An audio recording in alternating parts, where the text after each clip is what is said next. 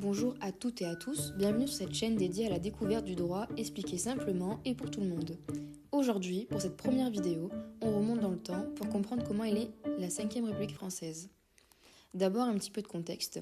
Avant la 5e République, la France vivait sous la 4e République créée en 1946 après la Seconde Guerre mondiale. Cependant, ce gouvernement présente de nombreuses défaillances, notamment une très grande instabilité politique. Ce terme, cette expression est extrêmement importante, surtout à mettre dans une copie de TD. Cela s'explique par le fait que le pouvoir était principalement entre les mains du Parlement et les gouvernements se succédaient à une vitesse folle. Entre 1946 et 1958, il y a eu 24 gouvernements en 12 ans. Autant vous dire que ça manquait sérieusement d'efficacité.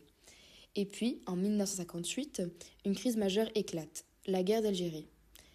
Le gouvernement français va peiner à gérer cette situation et certains militaires en Algérie vont commencer à défier l'autorité de Paris. Face à cette situation, beaucoup de Français réclament le retour d'un personnage symbolique. En effet, le général de Gaulle, connu comme étant le héros de la résistance pendant la guerre. De ce fait, en mai 1958, nous avons le retour de Charles de Gaulle sur la scène politique. Le président de la République de l'époque, René Coty, un personnage très important, lui demande de former un nouveau gouvernement. Mais de Gaulle va poser ses conditions. Pour cela, il veut changer la Constitution pour en refonder les institutions du pays. C'est ainsi qu'on va amorcer la transition vers une nouvelle république qui sera la 5e. En quelques mois, une nouvelle constitution est rédigée sous la direction du juriste Michel Debré, très proche de Gaulle. Michel Debré, très grand personnage, très important à retenir. Je vous conseille d'aller lire un peu sa biographie, un peu ce qu'il a fait. C'est un personnage qui est très important dans le monde juridique.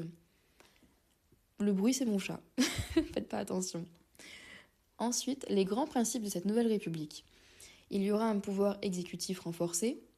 Le président de la République devient une figure centrale avec des pouvoirs bien plus importants qu'avant, ce qui n'était pas le cas sous la 4e République.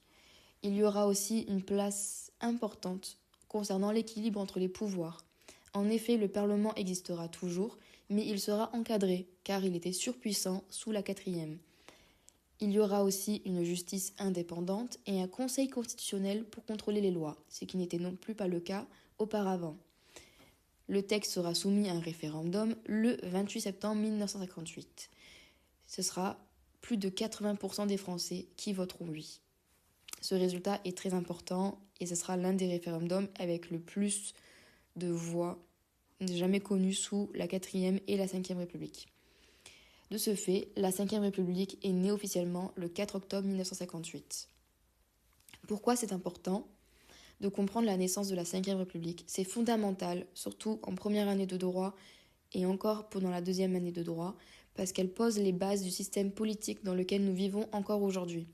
C'est elle qui définit comment sont élus nos représentants, quel est le rôle du président, comment les lois sont votées et comment l'équilibre des pouvoirs est assuré.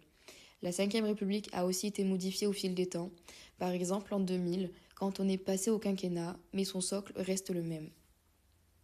Voilà, en bref, vous savez maintenant comment et pourquoi la 5e République est née, un moment clé de l'histoire politique française qui continue d'influencer notre quotidien. Dans la prochaine vidéo, on s'intéressera au pouvoir du président de la République, un rôle central mais parfois mal compris. Si ce format vous plaît, pensez à liker, à vous abonner et à activer la cloche pour ne rien manquer.